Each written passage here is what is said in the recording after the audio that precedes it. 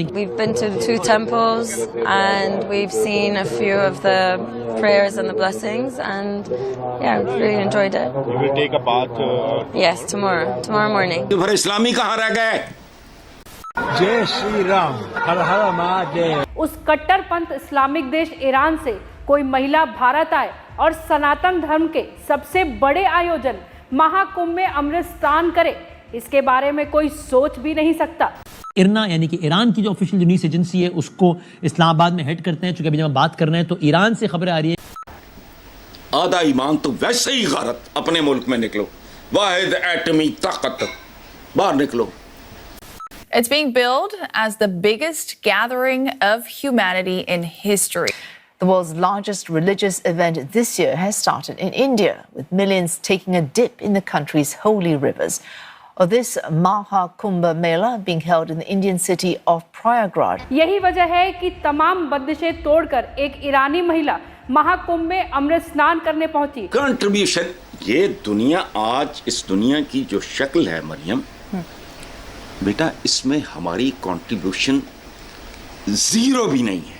योगी आदित्यनाथ की स्टेट है जिसके अंदर ये मेला 4000 एकड़ के अंदर फैला हुआ दिखाई दे रहा है। मेरी चौखट पे चल के आज चारों धाम आए हैं, बजाओ ढोल स्वागत में मेरे खयाम आए हैं।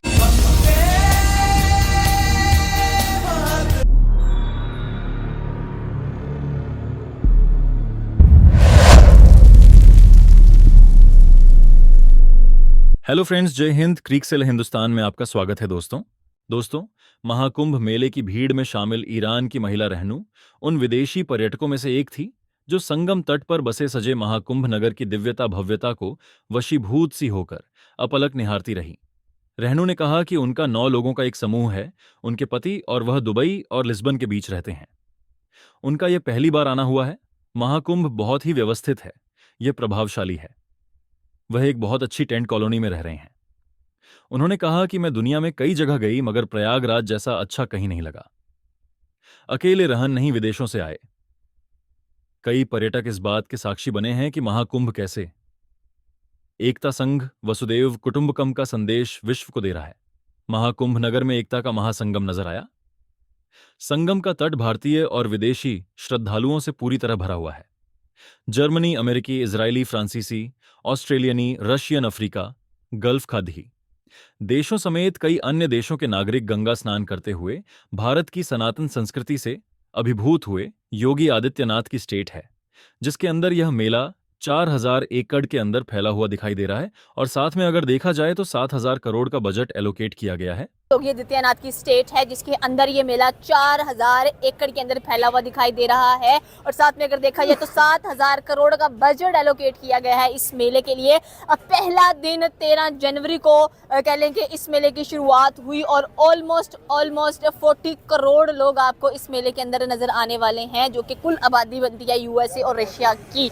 सर, क्या कहना चाहते हैं कि इतना बड़ा मेला जो कि 12 साल बाद आया है उत्तर प्रदेश के अंदर प्रयागराज के अंदर इसको सेलिब्रेट किया जा रहा है और लोग इसको बहुत खुशी से एंजॉय कर रहे हैं। वहाँ पर ना सिर्फ आपको हिंदू नजर आएंगे बल्कि हर मजहब के लोग कनेक्ट होते हैं इन चीज़ों को देखने के लिए, क्योंकि कल्चर है, ट्रेडिशंस हैं, फेस्टिवल्स हैं, तो ये कलेक्टिव हर कोई सेलिब्रेट करना पसंद करता है। और पाकिस्तान के अंदर जो हिंदू मौजूद हैं वो भी इस चीज़ को बड़े जोशो खरोश के साथ सेलिब्रेट करते हुए दिखाई दे रहे हैं। देखें, किसी भी मुल्क का कोई भी त्यौहार हो, कोई भी, जैसे हमारे भी इधर काफ़ी ज़्यादा त्यौहार आते हैं, जैसे हम बसंत जिसको कहते हैं, पतंगबाजी, और भी कई मेले आते हैं।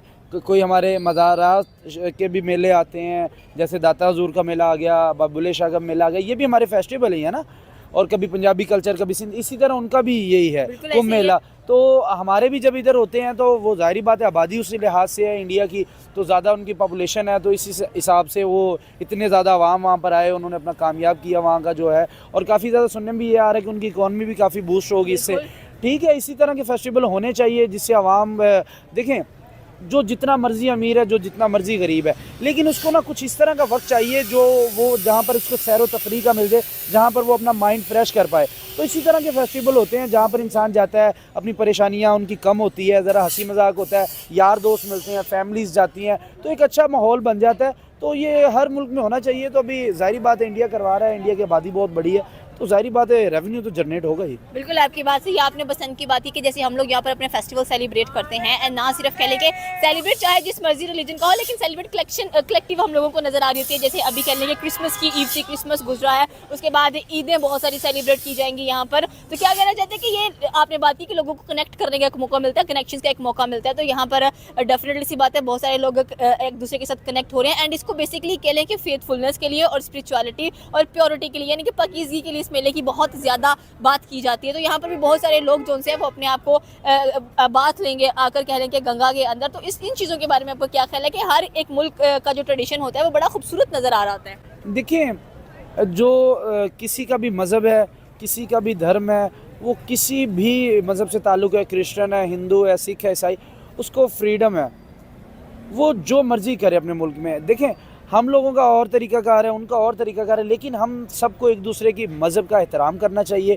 एक दूसरे का जो फ्रीडम होता है उसको बिल्कुल उनको मनाना चाहिए। कोई भी उस पर क्रिटिसाइज़ ना करे। हम कौन होते हैं क्रिटिसाइज़ करने वाले? हम भी इंसान हैं। हम अगर ईद मनाते हैं तो यही है, यही भाईचारे का पैगाम होता है इसी तरह के माहौल के अंदर कि आप भाईचारे को देखें, भाईचारे को प्रमोट करें, ताकि ये नफ़रतें जो आपस में मजहबी पाई जाती हैं उसको ख़त्म कहीं ना कहीं होना चाहिए। बहुत नुकसानात झेल लिए हमने, ये मजहबी हमने मामलात को डिस्कस करके इंतहा पसंदी को। देखें, हर कम्युनिटी के अंदर कोई ना कोई इंतहा पसंद ज़रूर होता है। जैसे हमारे इधर कहते हैं ना कि हम कट्टर मौलवी हैं, तो सनातन धर्म के अंदर भी इस तरह के पंडित वो कहते हैं हम कट्टर हिंदू हैं। इसी तरह हिंदू कम्युनिटी अगर वहाँ पर जाती है, उसको दिली सुकून मिलता है, उसकी रूह को सुकून मिलता है, वो कहते हैं हमारी रूह पाक हो जाती, तो उनको करना चाहिए। जैसे हम अपने हज के लिए जाते हैं, उम्रे के सादत के लिए जाते हैं, इसी तरह सिख कम्युनिटी करतारपुर आती है, इसी तरह हिंदू कम्युनिटी ये जो कुंभ का मेला है यहाँ पर जाती है। तो हर मतलब जैसे कि क्रिश्चियन कम्युनिटी है वो अपना फ्रांस को सबसे आगे समझती है, पाकिस्तानी सऊदी अरेबिया को सबसे आगे समझते हैं। इसी तरह हर मुल्क में कुछ ना कुछ तो इस तरह के लोग हैं जो कोई ना कोई पाकीज़गी वाली जगह समझते हैं। जैसे अहले तशी हमारे ईरान को आगे समझते हैं।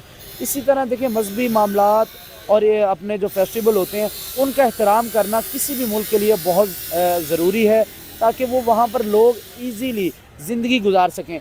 अगर हम किसी के इंटरफेरेंस करेंगे इसी तरह के मामलात पे, तो वो कभी भी कौमें तरक्की नहीं करती, वो कभी भी कौमें आगे नहीं बढ़ पाती, क्योंकि उनके अंदर इस तरह की चीज़ पड़ जाती है कि वो इंतहा पसंदी वाली, तो ये कौमों को आगे नहीं बढ़ने देती। तो मेरी तो यही गुजारिश है कि अच्छा मेला था, मुबारक हो इंडिया वालों को कि आप लोगों ने इतना अच्छा फेस्टिवल कराया, अपनी इकॉनमी जनरेट की। हमारे पाकिस्तान में भी इस तरह के इवेंट्स होते हैं, लेकिन हम इतनी इकॉनमी जनरेट नहीं कर पाते अनफॉर्चुनेटली। लेकिन हमें अब सोचना पड़ेगा कि बड़े फेस्टिवल करवाने चाहिए, जिससे देखिए बिजनेसमैन इसी तरह, तो अब वहाँ पर बिज़नेस भी तो हो रहा है, वहाँ पर देखें हर चीज़ का बिज़नेस हो रहा है। पाकिस्तान में भी जब देखें बिज़नेस, अब देखें जैसे कि चैम्पियन ट्रॉफी है, मतलब ये भी एक फेस्टिवल है ना, ये भी एक ट्रॉफी फेस्टिवल क्या इसको समझा जाएगा, इसको आवाम ऐसे इंजॉय करेगी ना। हमारे मुल्क में एक फेस्टिवल आया, एक ट्रॉफी आई, इसी तरह हर मुल्क को हक है अपनी खुशियाँ मनाने का, हर मुल्क को हक है अपने अपने दायरे के अंदर रहकर अपने अपने मजहबी रसूमात को अदा करने का। तो हम कभी भी नहीं चाहेंगे कि हम किसी को भी हिट करें, और ना हिंदू कम्युनिटी को चाहिए कि वो किसी को हिट करें। इसी तरह भाईचारे और खुशी, मोहब्बत, अमन का पैगाम दें।